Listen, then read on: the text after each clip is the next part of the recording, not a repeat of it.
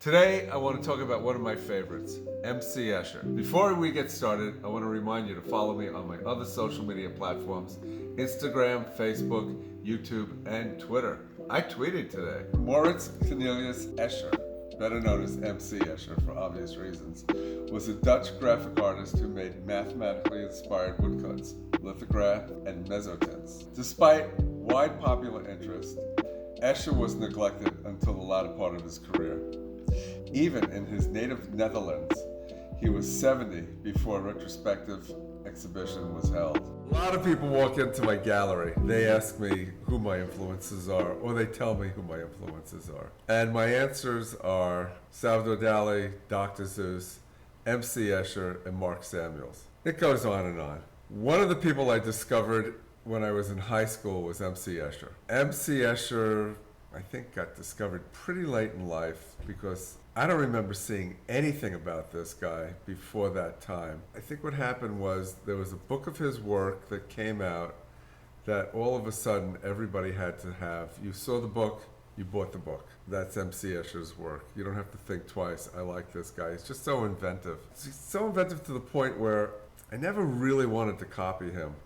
I always wanted to make a pattern that went from day to night with geese or duck or fish flying through the air. But I always felt this is going to infringe upon territory that somebody else owns. But there are ideas in this book. One of the ideas that I loved in this book is this particular illustration. You're looking down at a pond. You see the leaves sitting on the water. The leaves are being held up by water pressure, by surface tension rather. There is a surface tension on water.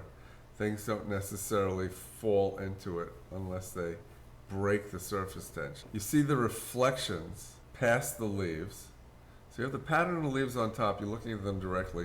You're looking at the reflections of the trees, which is sort of like a secondary image. It's not a direct image, it's a reflected image. And then you're seeing another image, which is a direct image, but it's underneath the water. I just looked at this and I just thought, oh, the harmony in this is just so terrific. And there's three things happening all at once. I'm mesmerized by it. Moving forward, this is a similar image. You're looking down, but you're seeing up. This one isn't as magical. You know what? This one's magical too. Escher was just magical. I like the idea of looking down on the ground and seeing the moon. I like the idea of seeing the footprint in the mud. Just the things that, the details that he'll throw in to take you to different places through the same porthole. One day while I was in Queens, New York, I was walking down the street, had my camera on me. The area that I lived in was very bucolic in that it had lots of trees, but it's New York City.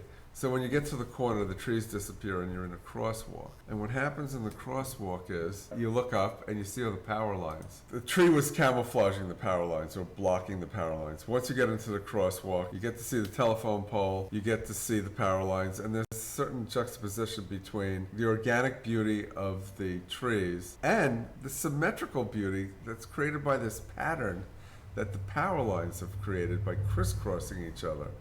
They're making this funny, even plaid, but you only see it when you walk to the corner and you look up at the sky. So I took a photograph of this because I thought the contrast was between the organic and the man-made was pretty striking.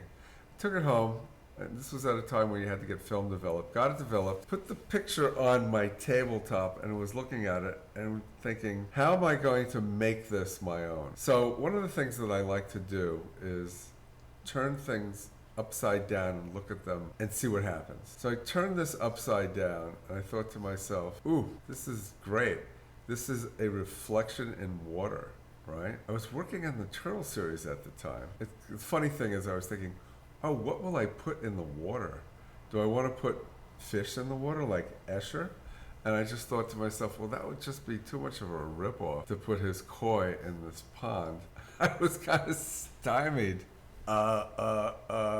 What am I going to put in this to create this world where you know that it's water? And so funny, it's not that funny, but I was working on the Turtle series and I said, oh, what am I thinking?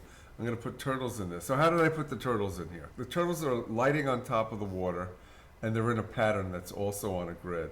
So I have a grid with the turtles, and you have the grid of the wires. It goes back to both Escher images. One of the Escher images has a a footprint over here in the mud, right? I didn't put a footprint in the mud, but I did hang sneakers from the power lines, right? And then it goes back to the other Escher image. Instead of leaves floating on the water, I have the turtles floating on the water. Hand on the Bible, I did not look at these Escher prints while I was coming up with this. These ideas are in my DNA from 40 years back. So that's all for today. Congratulations on making it this far. I think Escher's worth it. It's one of the giants of the 20th century. Remember to subscribe, ring the bell, make a comment, and if you want to see more of my work, please, VictorStabin.com, where you can find prints, apparel, and cups. See you soon.